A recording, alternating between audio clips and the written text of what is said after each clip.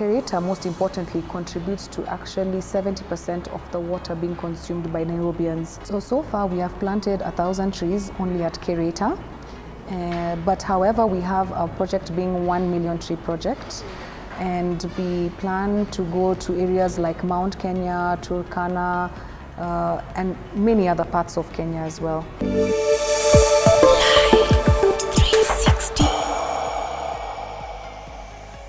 Hi, once again welcome to Life 360. My name is Robbie Omondi. We talk about Life 360 because we cover so much topics, not just health. And today I'm privileged to talk about climate change, and in this case, how tree planting can enable us to conserve the environment and even live a healthy life.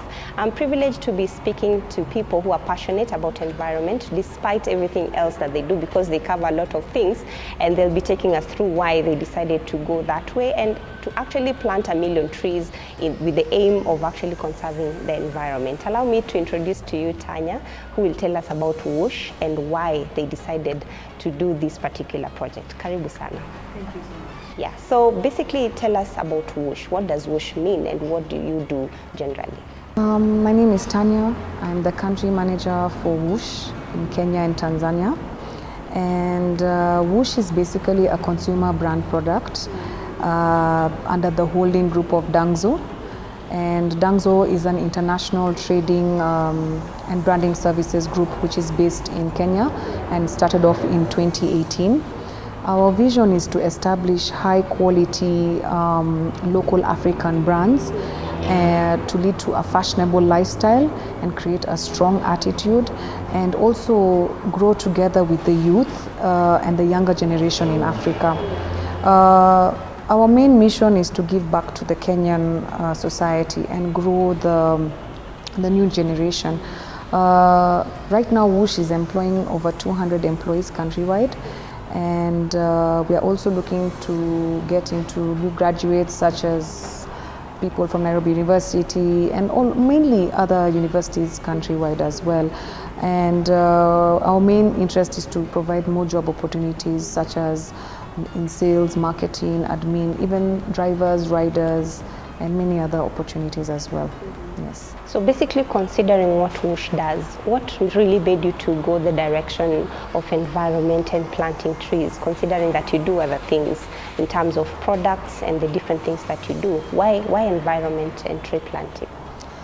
Because we discovered that mainly most CSR companies really don't focus on tree planting as an activity. Actually, if you notice nowadays, a lot of people don't really focus on tree planting as such. I think by the late Madai, that's the only time when people were considering or taking tree planting into the greatest height. But right now, the reason why we wanted to be different. We wanted to see, okay, what is the problem? Yes, we have a lot of issues like education, food issues and stuff like that in the country, but we never really consider about the climate and the environment, which at the end of the day gives us all these things. You know, since the start of human civilization, 46%, we've cleared actually 46% of trees. And today with the sprawling urban areas and opened fields, it's tough to envision what a wooded world looked like. In 2019 alone, we lost thousands of acres of trees to fires, deforestation, and that's almost equivalent to a soccer field of trees every 6 seconds. So we felt like, based on the new findings and research, that deforestation alongside with rising temperatures is transforming what's left of our forests, keeping trees smaller and younger. And this mostly ensures a safe and healthier future for our children and our children's children if we restore these forest habitats. So for this particular project, you began with Kereta Forest. Why would you say you chose Kereta Forest and not any other forest that is in the country? So the reason why we chose Kereta Forest is, first and foremost, historically, Kereta is known as a hideout for the Mau Mau. So after independence, it was regarded as a historical site, or a place of interest. And the place also has multiple caves, which we assume that's where the Mau Mau would hide out or use as shelter. And also there are a lot of trees with medicinal values, and more than 200 species of birds. It's actually considered a haven for bird watchers. And the forest also favors tourists who are willing to come and pay a visit, and involves a lot of activities during their safari as well. But most importantly, Kireta covers an area of 4,720 hectares, which consists of 75% being indigenous trees, 8% being exotic trees, and the rest being bamboo, shrubland, and herbaceous trees. And Kireta, most importantly, contributes to actually 70% of the water being consumed by Nairobians. So we felt that's the reason why we actually chose Kireta.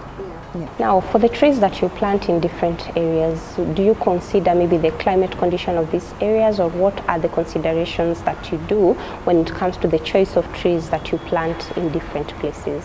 Of course, we mostly like to deal with indigenous and more exotic trees. This will help build, of course, our tourism. Yes. Now, you've mentioned about choosing trees that have medicinal values. Would you say that with the changing times, and especially considering that people have already progressed when it comes to medicine, will these particular trees help for people even to go back to the roots and embrace medicinal trees and for their values that they have? Of course, for sure. In fact, I feel like most of our medicine we tend to import from other countries or outsource from other countries.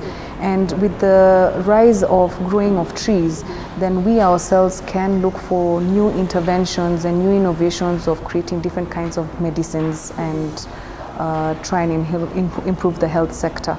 Maybe tell us how many trees you've done so far, and maybe how many more are remaining to go. So far we have planted 1,000 trees only at Kireta. But however, we have a project being 1 million tree project. And we plan to go to areas like Mount Kenya, Turkana, and many other parts of Kenya as well.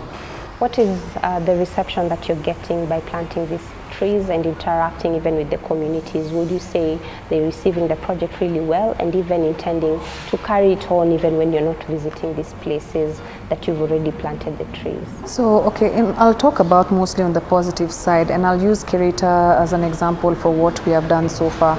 So when we went to Kireta, we discovered that the people who come to plant trees mostly do about 30 to 50 trees, some do 20 trees. They were actually very excited to see a group like us doing 1,000 trees at once. And based on that, this will help also grow their own local community. There will be more jobs as well. And as we go along, growing those amount of trees in different areas, we're likely to also increase the level of employment in those areas among farmers.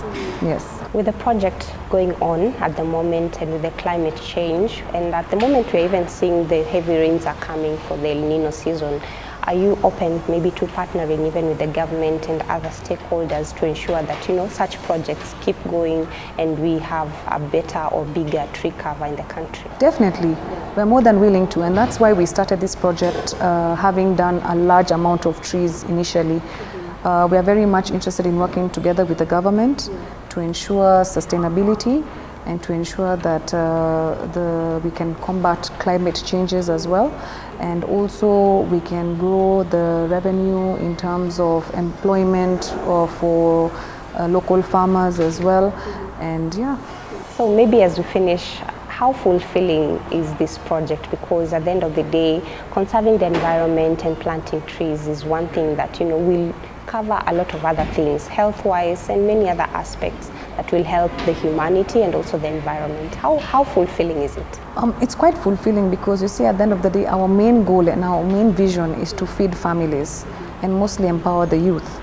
And so we feel like doing this project will first and foremost help, of course, feed families, because once we have a rise in farmers, we have a rise in local communities taking care of our forests, then we are likely to have even more food, more medicines for the society to consume.